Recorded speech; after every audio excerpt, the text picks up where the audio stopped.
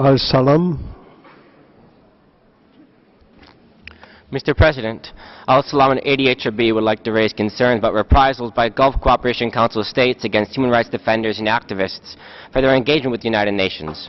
In the UAE, prominent rights defender activists Ahmed Mansour and Dr. Nasser bin Ghaith have been sentenced each to 10 years in prison on freedom of expression charges.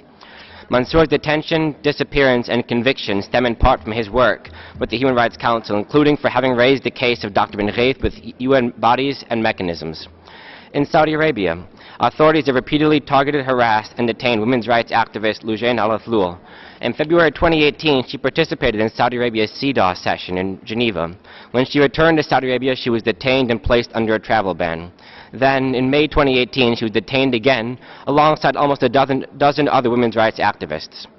Only a couple weeks ago, Saudi Arabia briefly detained Radi al-Mutawakkil and Abdul Rashid al-Faqih, the president and the executive director of the Yemen human rights organization Muwattana, who has prominently advocated for the establishment of the group of eminent experts in front of the Human Rights Council.